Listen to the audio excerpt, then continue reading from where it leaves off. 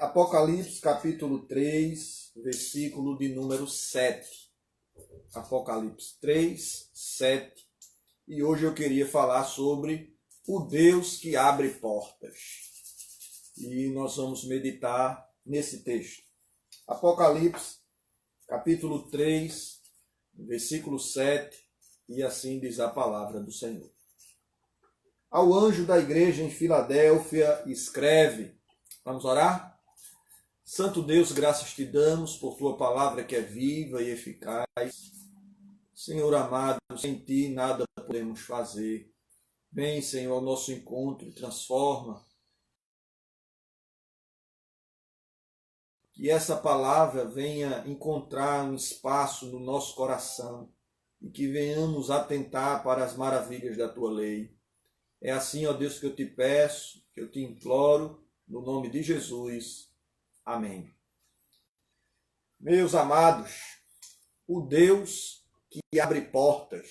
Então nós vamos estar pensando nessa temática, vai convidando você aí, os seus amigos. Um abraço aí para o nosso irmão Alvinho.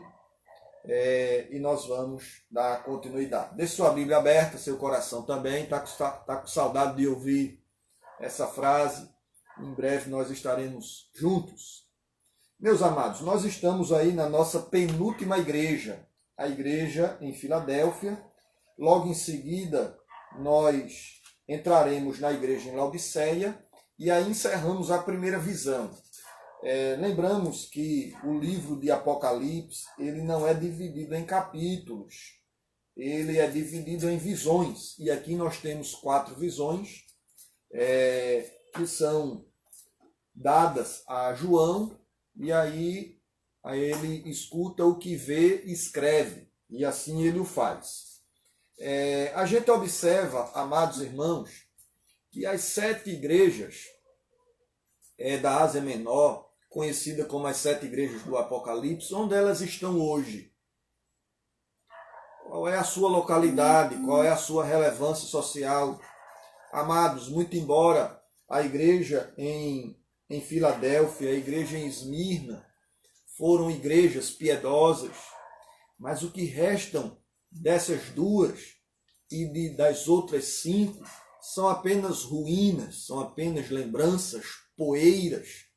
As glórias daquelas igrejas, ou dessas 2 igrejas em especiais, todas elas foram sepultadas, estão debaixo de escombros e debaixo de pedras.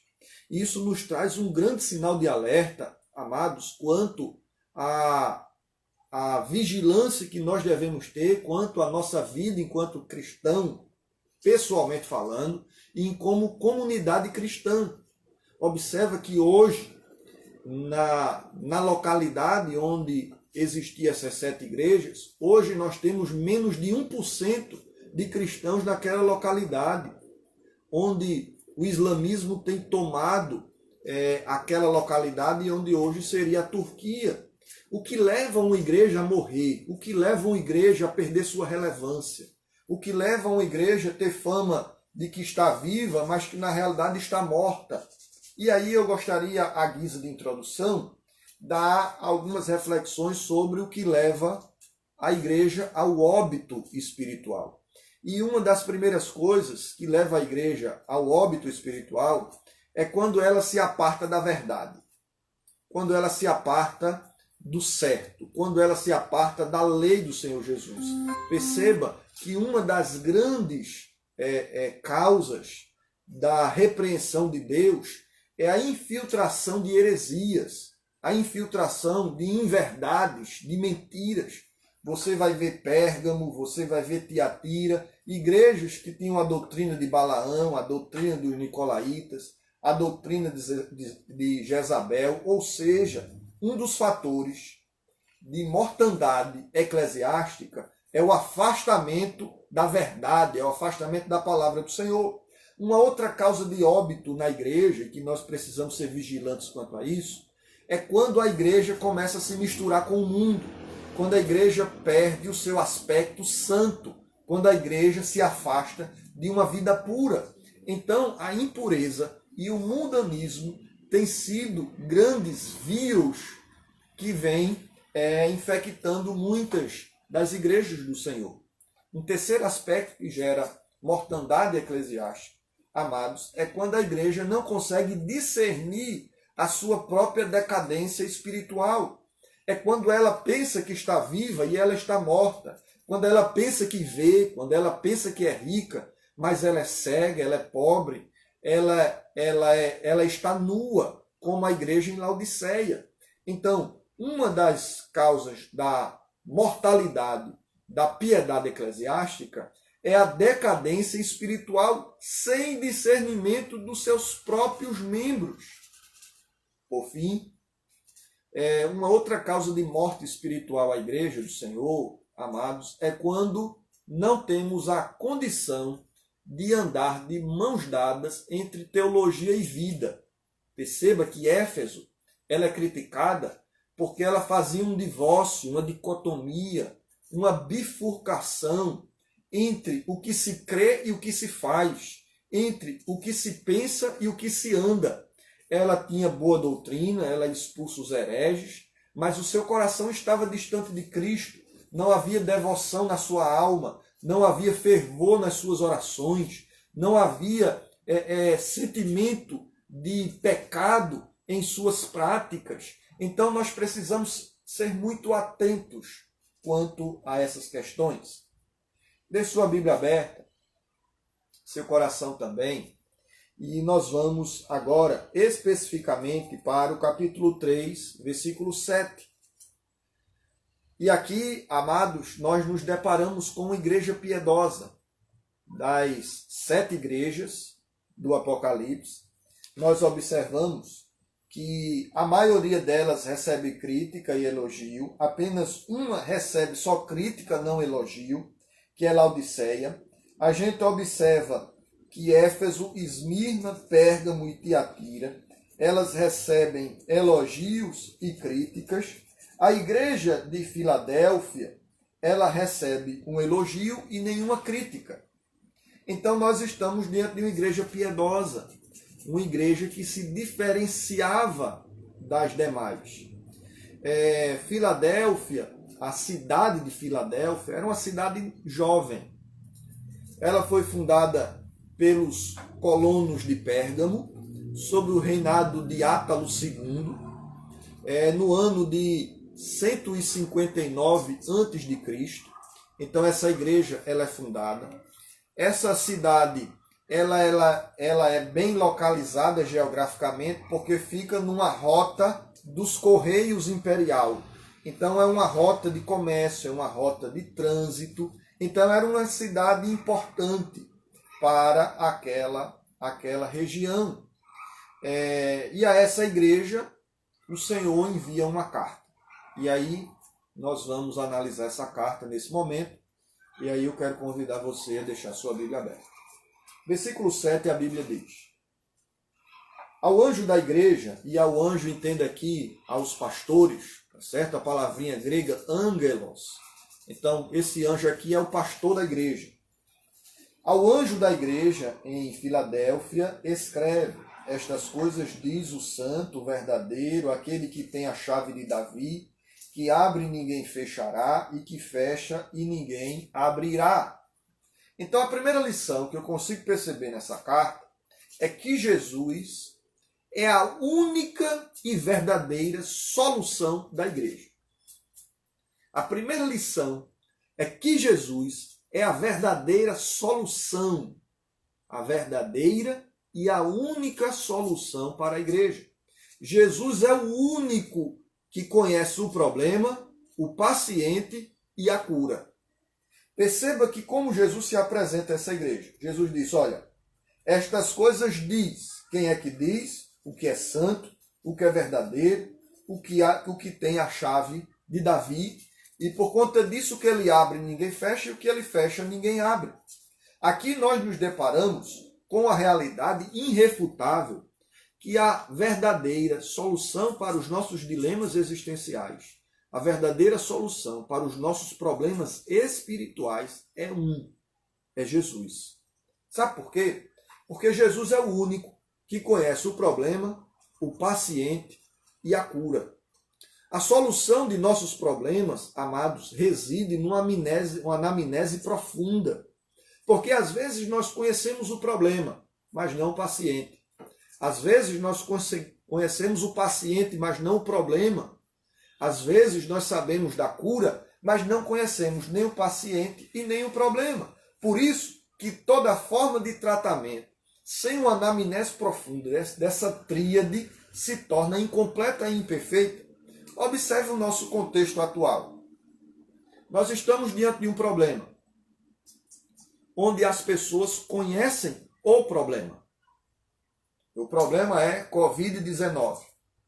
As pessoas sabem que o vírus já sofreu uma mutação. As pessoas já sabem que esse problema ataca as vias respiratórias. As pessoas já sabem a forma de transmissão, o progresso da doença. Mas essas pessoas não conhecem a cura. Não conhecem o paciente, porque em alguns pacientes gera uma diminuição do paladar, do olfato. Em outros não.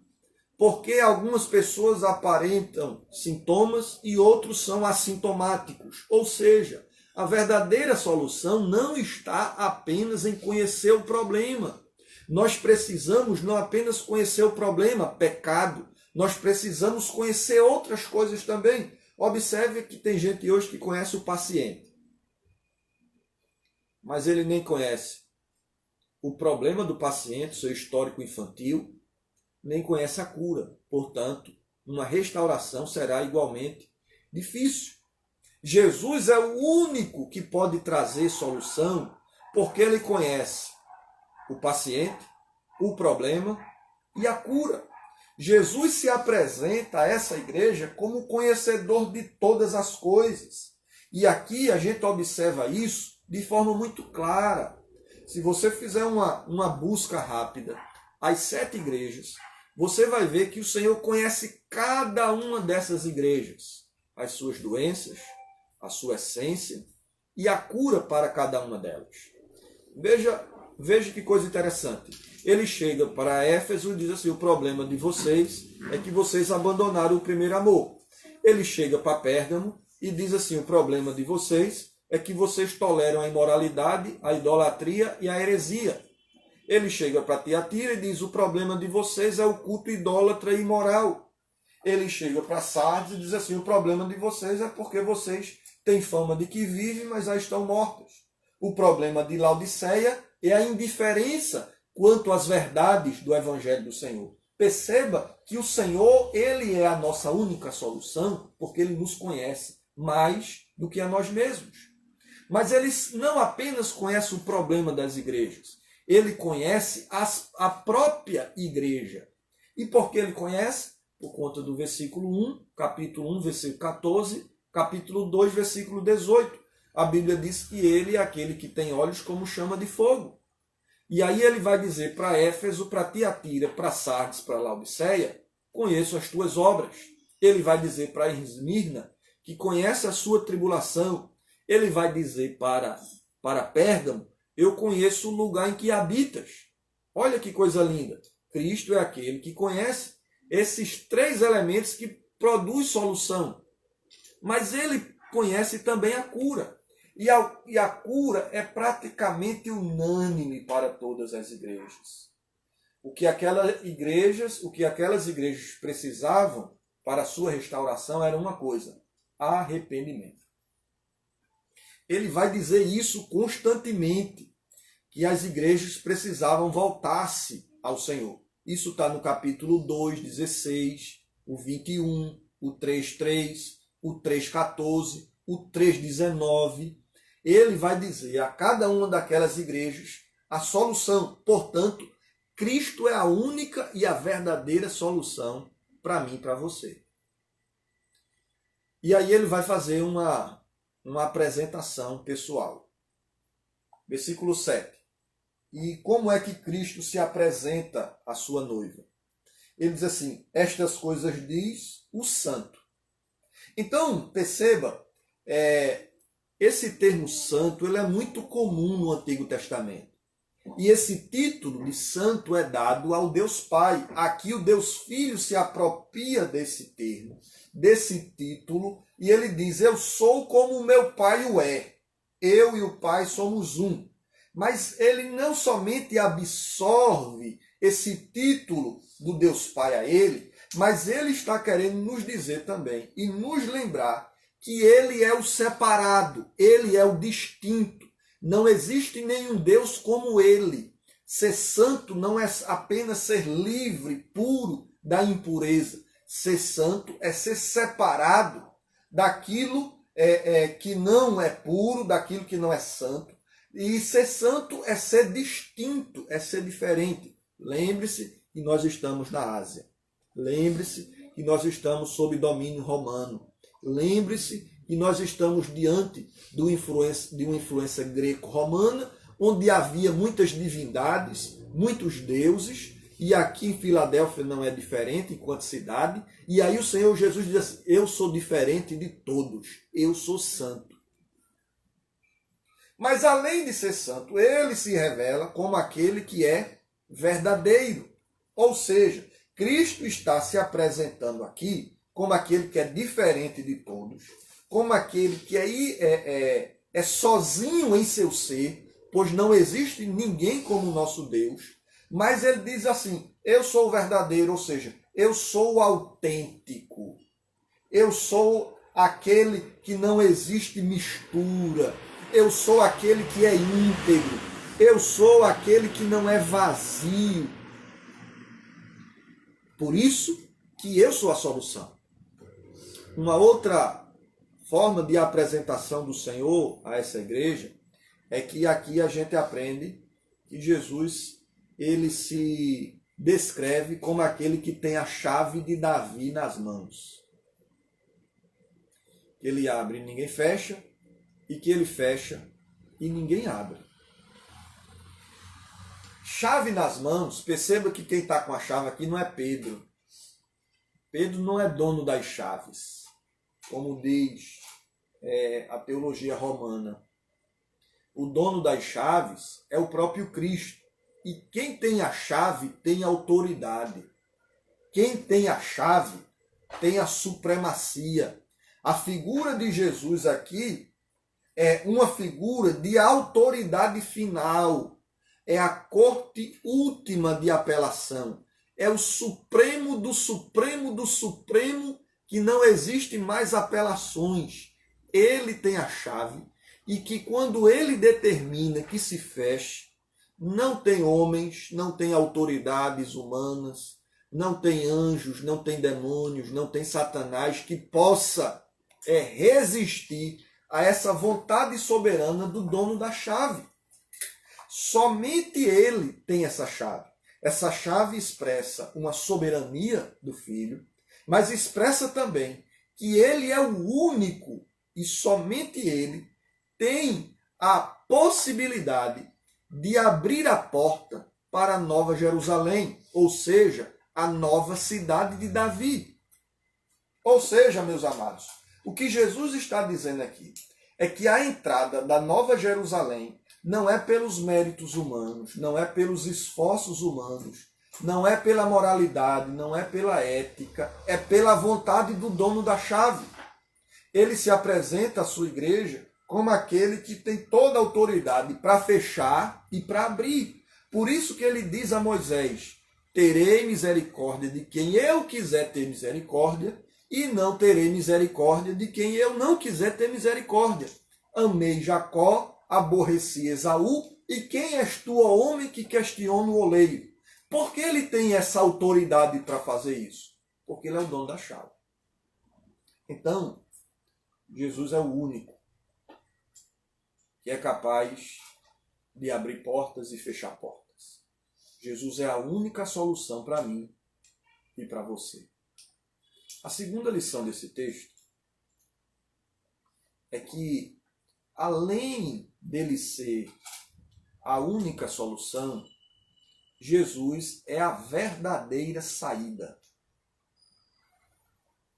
E você olha comigo isso no versículo 8.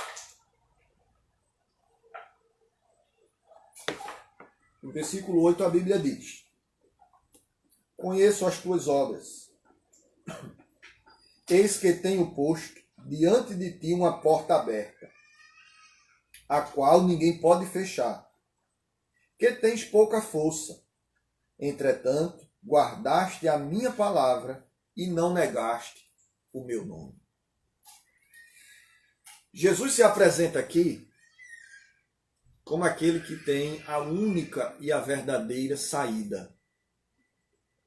Aqui ele reconhece que mesmo a igreja piedosa, fervorosa de Filadélfia, é uma igreja frágil.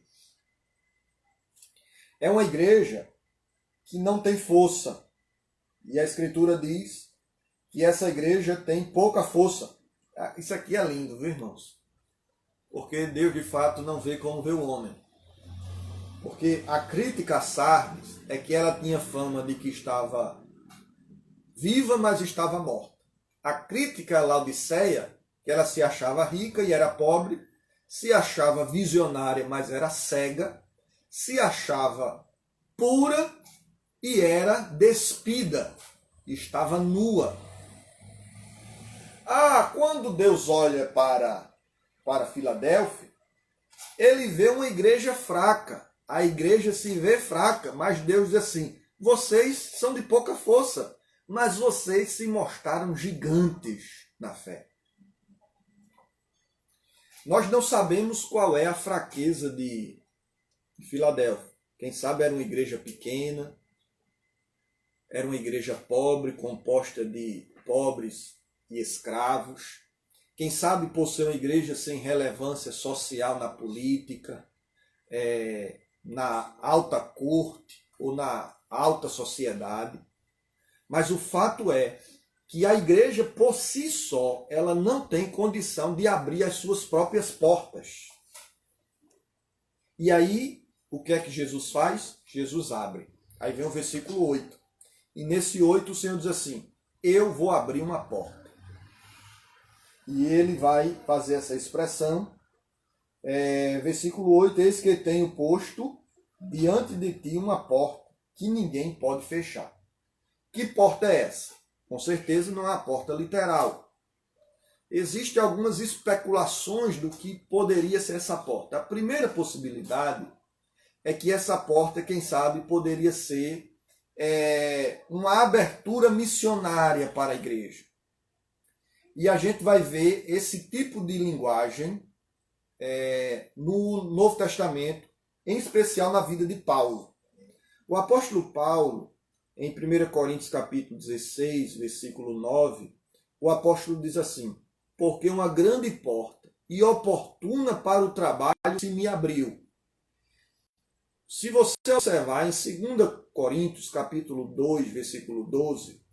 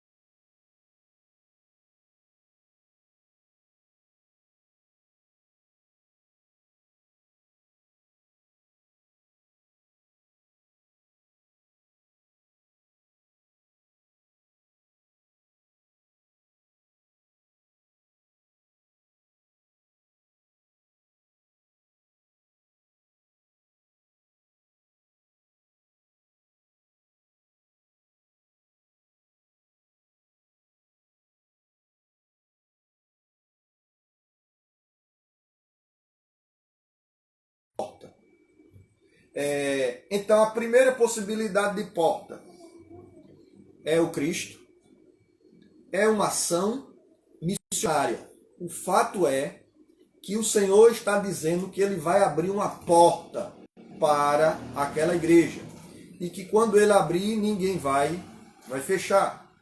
Observe na sua Bíblia a progressividade do texto. O Senhor agora faz um reconhecimento público do seu amor para com a igreja.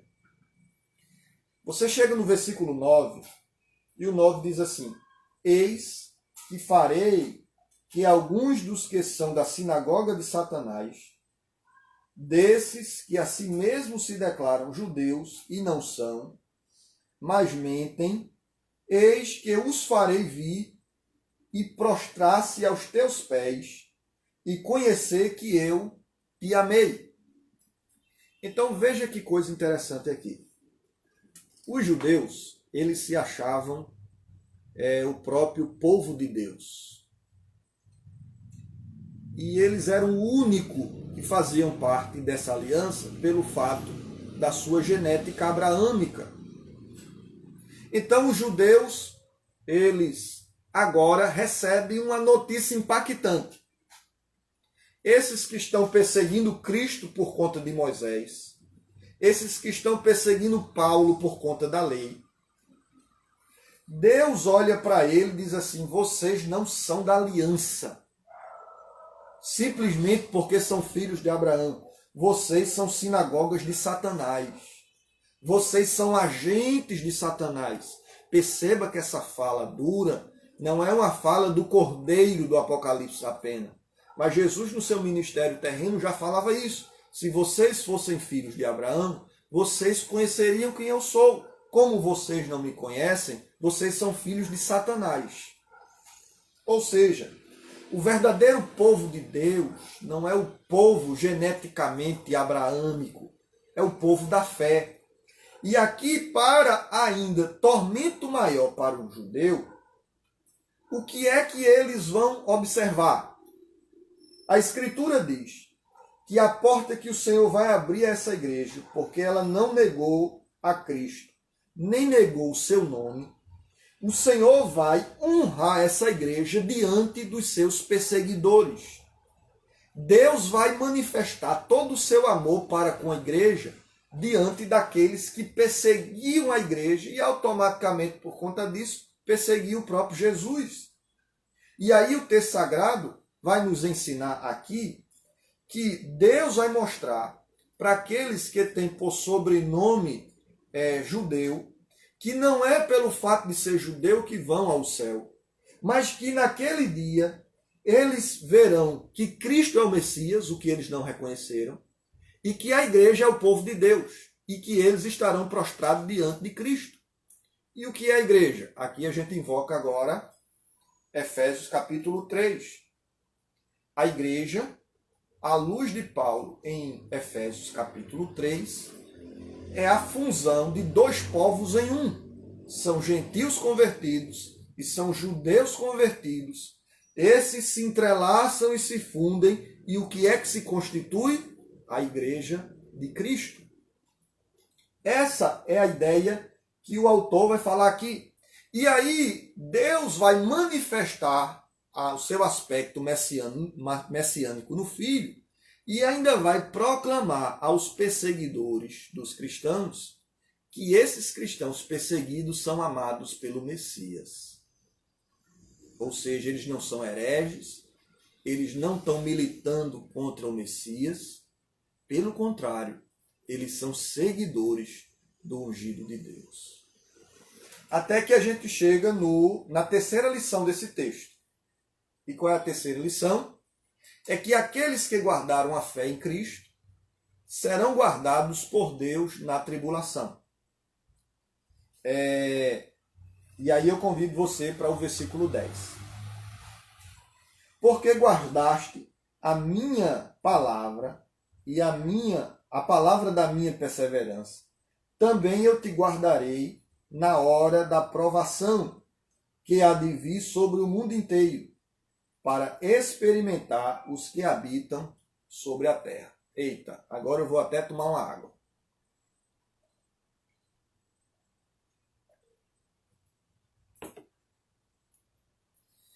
Nós estamos aqui, amados irmãos, de um texto super polêmico agora.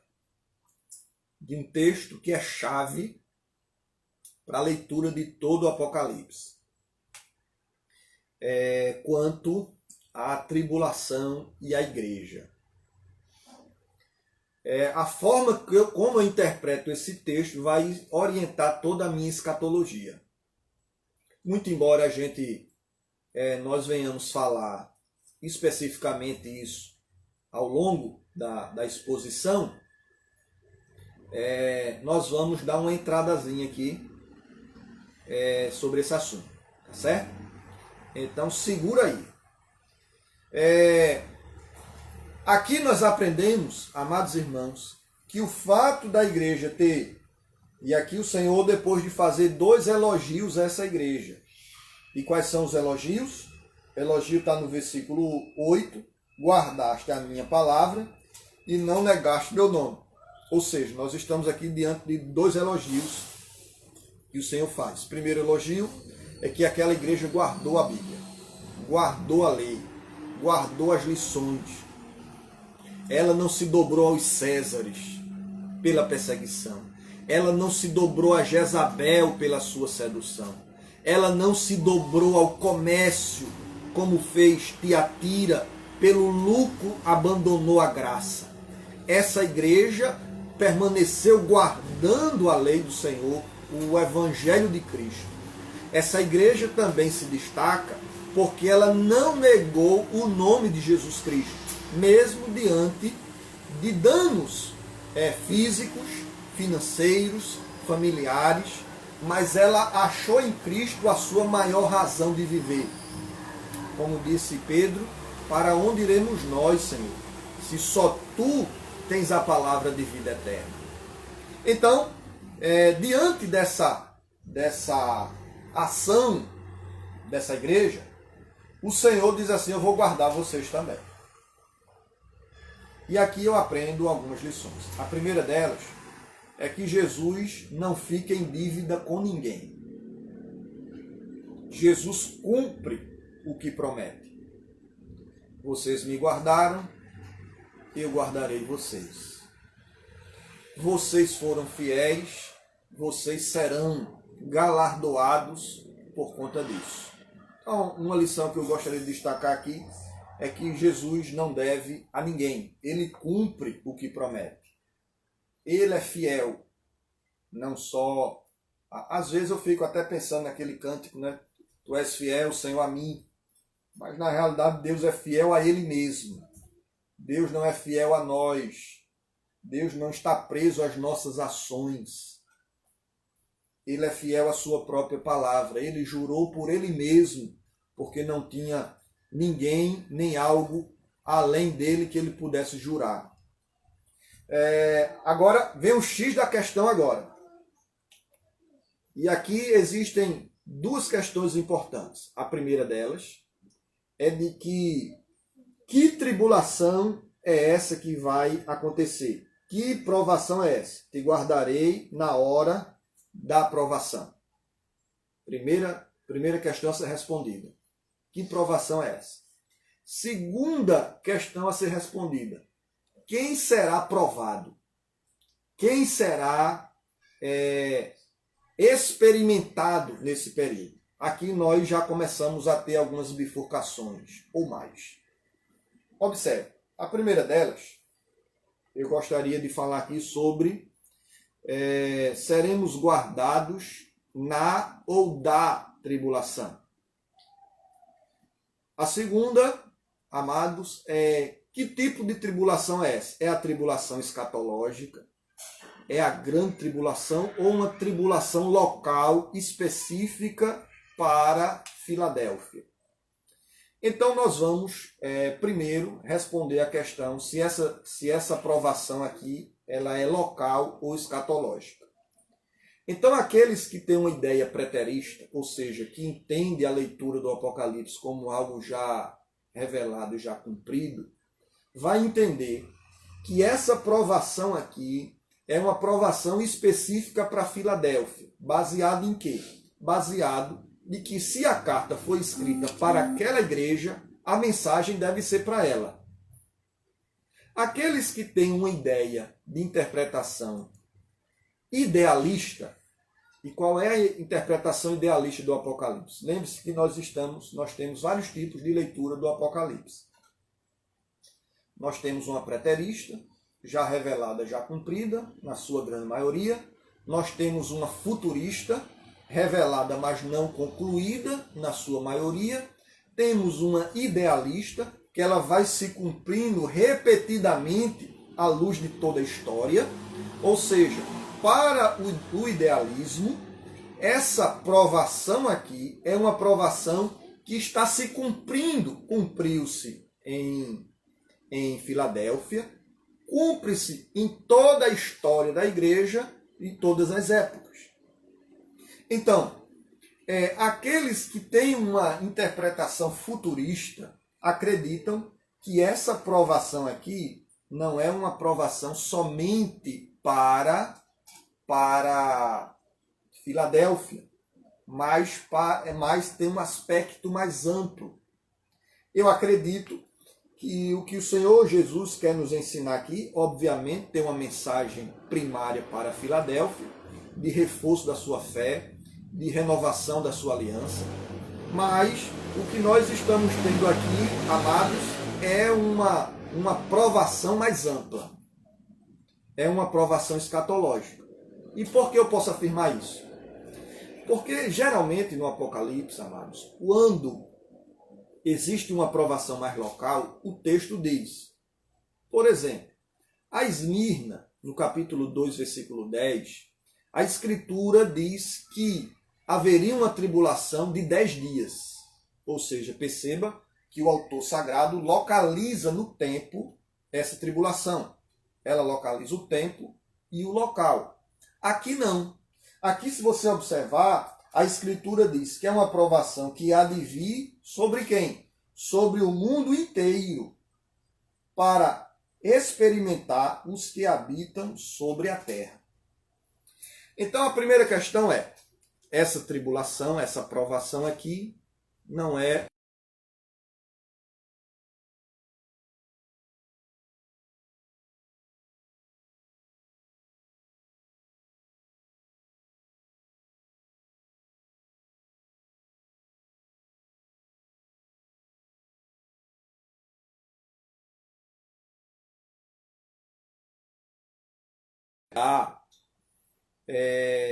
com isso nós não queremos fazer nenhum juízo de valor quanto à piedade de ninguém.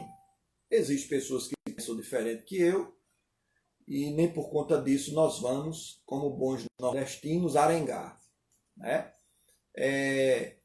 Mas nós precisamos, nós estamos percorrendo aqui, a Bíblia diz, ensine todos os desígnios de Deus, e se pelos desígnios de Deus passa pelo Apocalipse, a gente precisa passar essa informação, tá certo?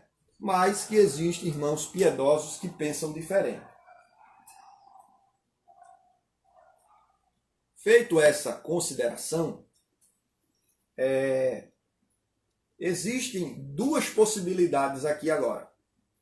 A primeira é que Deus vai guardar a sua igreja da tribulação. O termo grego aqui é a preposição ek. E ek, ela tanto pode ser traduzida por na como da. O que vai determinar se é na ou se é da é o contexto.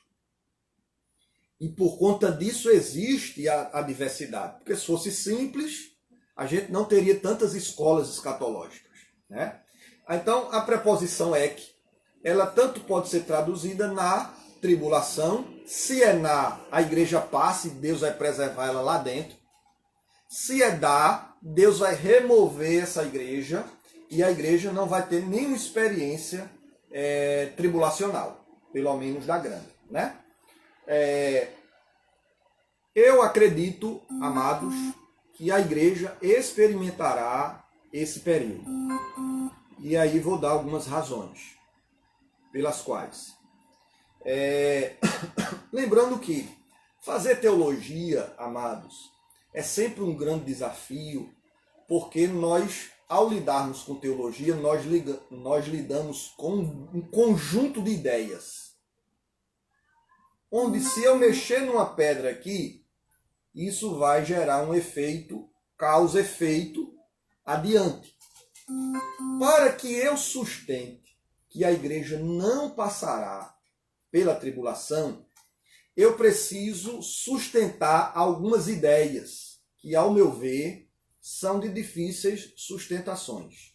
Por exemplo, para eu sustentar que a igreja não passará pelo período tribulacional, eu preciso defender a existência de 3 ressurreições. E à luz de Apocalipse 20, nós só vemos 2 ressurreições. E quais seriam essas 3? Para aqueles que defendem que a igreja será removida da tribulação, ele precisa defender que haverá uma ressurreição no arrebatamento da igreja, haverá uma outra ressurreição dos santos do Antigo Testamento e dos convertidos da grande tribulação na segunda vinda de Cristo. Ou seja, a primeira vinda, lembre-se que a visão pré-tribulacionista, ela divide a vinda de Jesus em duas partes. A primeira para e a segunda com. A gente vai ver isso mais adiante, tá certo? Então, eu preciso observar que eu preciso acreditar em 3 ressurreições. A primeira no arrebatamento da igreja, a segunda na segunda vinda de Cristo, que irá compor os santos do Antigo Testamento e os convertidos da tribulação, e uma terceira ressurreição que ocorrerá no final do milênio. Para eu acreditar na saída ou da igreja sendo livre da tribulação, eu preciso sustentar também a existência de 3 julgamentos. Um primeiro julgamento dos crentes no arrebatamento, dos judeus e gentios no final da tribulação e dos incrédulos no final do milênio. Para eu sustentar a retirada da igreja no período tribulacional, eu preciso fazer também uma completa distinção entre Israel e igreja. As promessas feitas a Israel se cumprem apenas a Israel enquanto nação. As promessas feitas à igreja se cumprem à igreja. E aí eu vejo algumas dificuldades quanto a essa divisão, à luz de Efésios capítulo 3, que Deus pega 2 povos fazem um, à luz de que a igreja absolve algumas promessas feitas a Israel. Por exemplo, Pedro, quando vai escrever sua carta, diz que a igreja é nação santa, é sacerdócio real, ou seja, são atributos que eram dados a Israel nação. Você vai ver que a promessa do derramamento do Espírito, que é dada a Israel, ela se cumpre em Pentecostes aonde? Na igreja. Ela se cumpre em Atos 2, Atos 19, Atos 10. E quem é que está sendo receptáculo dessa promessa? Não são judeus, mas é a composição entre judeus e gentios que se transforma em igreja. Para eu defender a retirada da igreja no período tribulacional, eu preciso também acreditar na vinda do Senhor em 2 fases. A primeira, invisível, e a segunda, visível com. E aí eu tenho uma leitura diferente, porque eu acredito que todos os chamados, a vigilância, a iminência da vinda de Cristo, é um evento único e não um evento partido. Isso pelo todo da Escritura. Analisando especificamente o Apocalipse, você vai ver uma coisa interessante. No capítulo 9, versículo 4 de Apocalipse, quando a Escritura fala sobre as trombetas, Deus ordena os gafanhotos que causem dano somente aos incrédulos e não aos crentes. Você vai ver no capítulo 12, versículo 6, versículo 14, quando a mulher foge para o deserto, ela é sustentada por um período. Você vai ver lá no capítulo 6, versículos 9 a 11, 7 a 14, 12 a 11, você vai ver que no Apocalipse o martírio dos crentes é visto como uma vitória sobre Satanás. Você vai analisar, o Testamento descreve que crentes sofrem perseguição e que eles são vistos na Escritura como um grande privilégio morrer pela causa de Cristo. Então, por conta dessas questões, e aqui, não que eu queria, enquanto homem, passar por isso, evidentemente, né? Não que eu gostaria que meus filhos passassem por isso, evidentemente. Então é muito mais confortável para o coração acreditar nesse arrebatamento pré-tribulacional. Mas a questão não é o que eu quero, não é o que eu gosto. A questão não é o que afaga. Não fazemos teologia, não devemos fazer teologia dessa forma. A questão é o que é que a Escritura diz. Quais são as consequências de levantarmos um pressuposto teológico diante de outras doutrinas reveladas na Escritura. Então nós precisamos fazer essa observação. Então, o Senhor nos ensina que Ele vai nos guardar. E acredito que não é dar, eu acredito que é na tribulação. Assim como o Senhor guardou Daniel na cova, assim como o Senhor guardou Sadraque na fornalha, Noé na arca. Então, é nessa perspectiva que eu entendo essa ideia.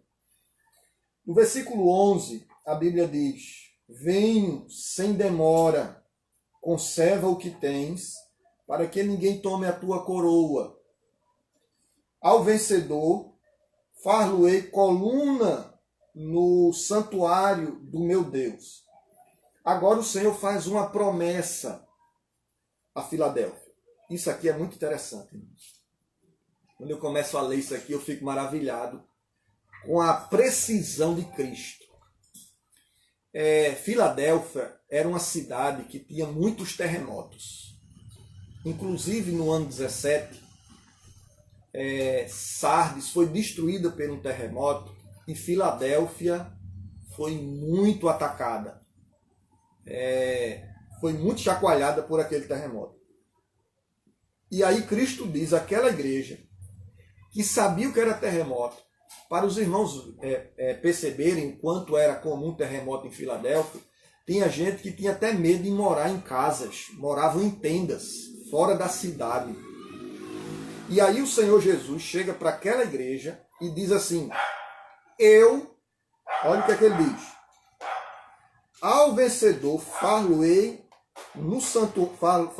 coluna no santuário do meu Deus. Ou seja, para aqueles que viviam com a queda, que viviam com a demolição, o Senhor diz assim: eu vou fazer de vocês coluna. Algo que não vai cair, algo que não vai ruir por um terremoto. Eu vou guardar vocês de forma como uma coluna bem sustentada, bem firme. E aí o Senhor diz assim: gravarei também sobre ele o nome do meu Deus, o nome da cidade do meu Deus, a Nova Jerusalém. Essa aqui é outra coisa linda, porque Filadélfia mudou de nome várias vezes. Quiseram presentear Nero e aí mudaram o nome da cidade para Nerópolis, alguma coisa assim. Depois mudaram para Filadélfia, depois mudaram para outro nome. E aí o que é que o Senhor faz aqui? O Senhor diz que vai gravar um nome sobre eles, e esse nome será a sua nova identidade. Que aquela cidade não vai mais precisar de uma alteração do seu nome. E isso aqui é muito lindo, irmãos. Isso aqui mostra o quanto Cristo conhece as nossas peculiaridades, as nossas individualidades. Isso aqui é extraordinário nas nossas vidas. Deus conhece a sua situação presente. Deus conhece as suas limitações, os seus sofrimentos, as suas angústias, e Ele se apresenta como o único que pode abrir a porta e ninguém vai fechar. O único que vai fechar e ninguém vai abrir. Então, essa é a mensagem de Deus para a igreja em Filadélfia. No próximo dia, nós vamos encerrar essa primeira visão, que é as igrejas, e vamos encerrar com Laodiceia. E depois que encerrarmos a lição sobre a visão sobre Laodiceia, nós vamos estudar sobre o trono de Deus. E aí nós vamos estudar juntos o capítulo 4 e o capítulo 5. E aí quem vai ministrar essa reflexão será o pastor Joelson Gomes, que vai ministrar essa ideia. Tá certo? Então que Deus nos abençoe, meus irmãos, em Cristo Jesus. Então, espero você amanhã. Quero convidar aí o pastor Ramon. Se alguém tiver alguma pergunta, pode aí fazer, tá certo? E aí eu convido o pastor Ramon para a gente louvar o Senhor com mais um canto.